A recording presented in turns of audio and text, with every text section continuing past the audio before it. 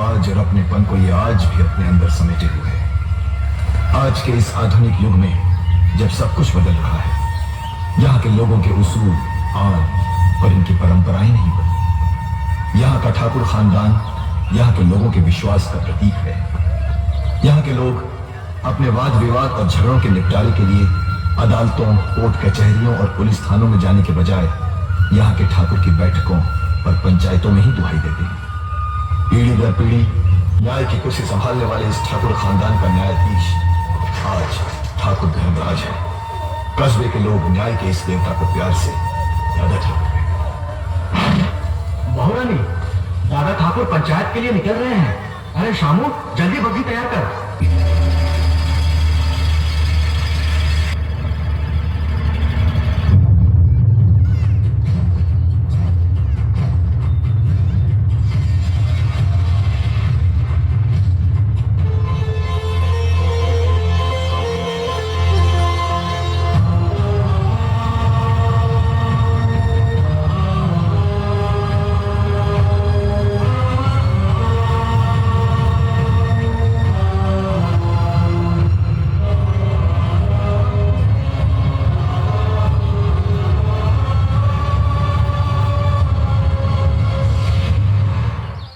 आज का मामला क्या है?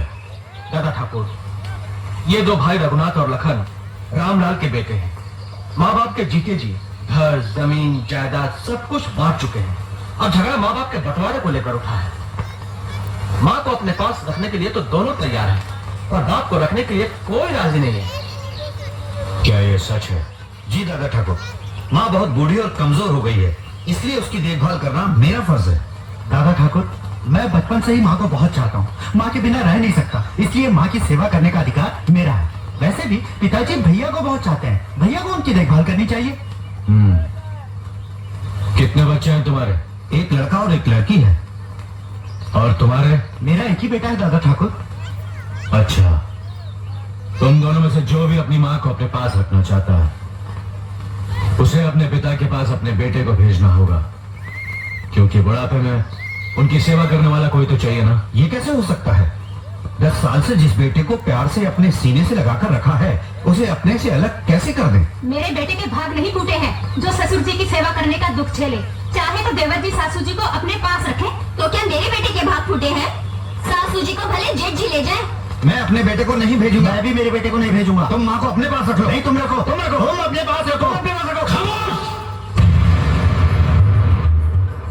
तुमने अपने बेटे की परवरिश से 10-12 साल की, और आज जब अपने पिता की बात भेजने की बात आई तो तुमसे बर्दाश्त नहीं हुआ। छटपटा गए तुम दोनों।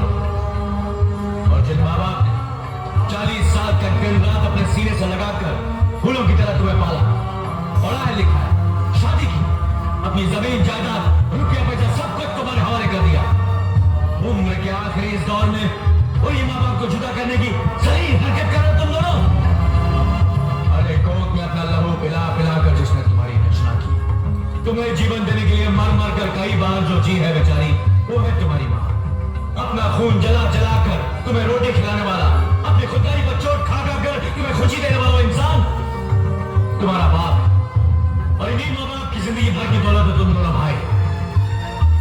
मुझे मालूम है तुम दोनों अपनी माँ को अपने पास क्यों रखना चाहते हो, ताकि वो तुम्हारे घर में खाना बनाए, तुम्हारे कपड़े धोए, तुम्हारे बच्चों की देखभाल करे, और तुम्हारी बीवियां पलंग पे लेटे लेटे हुक्म चलाए। तुम्हें माँ नहीं चाहिए, तुम्हें मुफ्त में काम करने वाली नौकरानी चाहिए, नौकरानी। आप इस बुढ़ापे में कमा नहीं सकता, तुम्हारे खेतों में हल चला नहीं सकता, बोझ लगने लगा है तुम्हें, इसलिए तुम्हें बाप की जरूरत नहीं है। और जिस दिन तुम्हारी माँ से भी घर का काम नहीं हो सकेगा, तुम उसे भी कचरे की तरह घर से बाहर निकलोगे। अरे नालायकों, माँ बाप को अपनी पलकों पर बैठाकर उनकी सेवा करना तो हमारा परम धर्म है। मैं ये नहीं कहता कि मंदिर बनाकर अपने माँ बाप की पूजा करो, मगर किसी मंदिर के सामने अपने माँ बाप को भीख मांगने पर मजबूर तो मत करो। बुढ़ापे में पति पत्नी का रिश्ता दिया और बाती जैसा होता है, बाती को अलग कर दो तो दिया बुझ जाता। वैसे ही इस उम्र में इन्हें अलग कर दिया तो ये मर जाएंगे। इतिहास गवाह, जो माँ बाप की इज्जत नहीं करता वो बेटा कभी सुखी नहीं रह सकता। ठाकुर, हमें माफ कर दीजिए, हमें माफ कर दीजिए। माफी मुझसे नहीं, अपने माँ बाप से मांगो जिनका दिल तुमने दुखाया है। अब इनकी आखिरी सांस तक तुम्हें इनकी सेवा करनी पड़ेगी, वरना तुम इस गांव में नहीं रह सकते। यह हमारा फैसला है।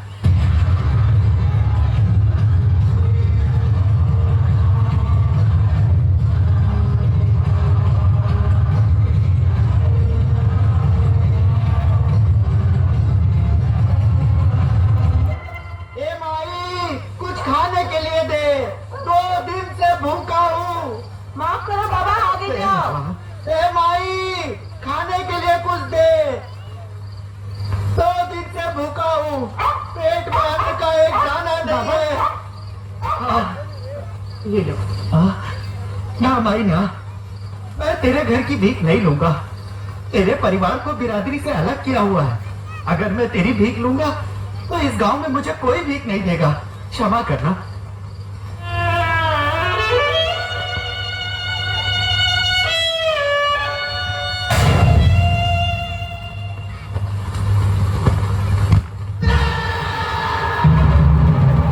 हो गया तेरा कलेजा ठंडा, या हमें और बेइज्जत करवाएगी? 18 साल से ये कस्बा बिरादरी मुझ पे थूक रहा था, आज एक भीख मंगा भी थूक के चला गया। 18 साल से अपमान सहने के बाद भी तुम्हें अक्ल नहीं आई है? बाजी को ताने दे रहे हो? साली कमीनी, तेरी वजह से हुआ है। अगर तू अपनी इज्जत के बदले रुपया मांगती, जमीन मांगती, मैं सब देता, मगर नहीं। पंचायत को बुलाकर जबरदस्ती मेरी बीवी बन के मुंह उठा दे। क्यों अपनी मान मर्यादा को भुलाकर इसकी इज्जत से खेला था?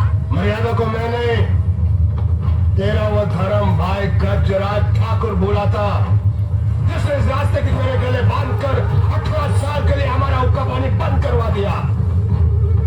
मुझे देखकर जो लोग अपना सर झुका लेते थे, वही लोग मुझे देखकर मुंह फेर लेते हैं।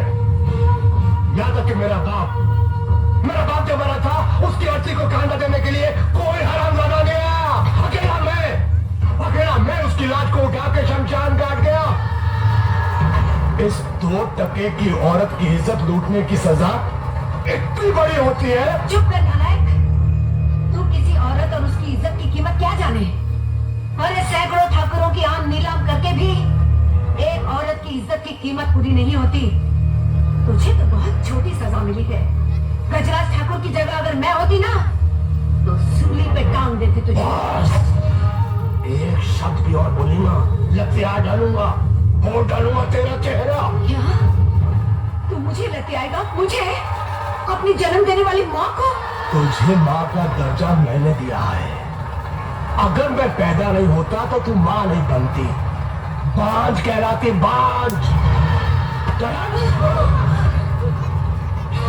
तू जैसी औलाद से तो मैं बांझ ही रहती तो अच्छा होता।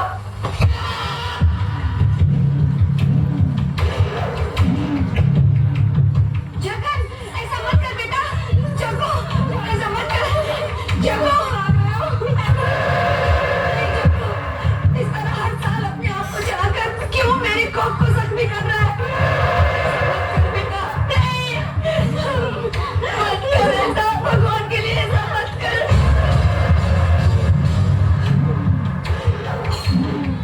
जगो, जगो।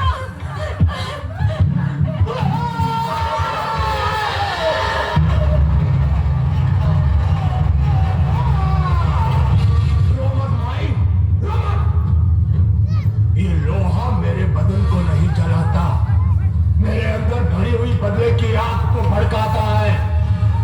कस्बे का ठाकुर होकर अछूतों और नीच की जिंदगी गुजार रहा हूं मैं। ना किसी से मिल सकता हूं, ना कहीं जा सकता हूं। उस जगत के सामने ये जगत कुछ भी नहीं है। बेटे, अब कुछ ही दिन तो बाकी रह गए हमारी सजा खत्म होने में।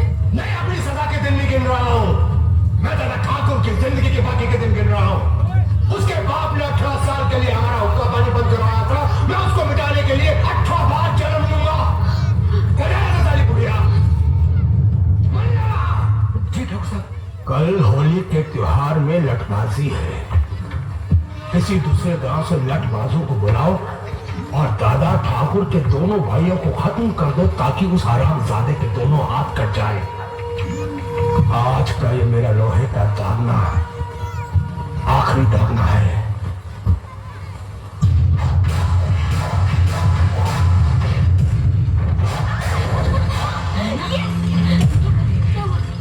अपने गांव के आदमी मार खा रहे हैं और तुम गाली बजा रही हो।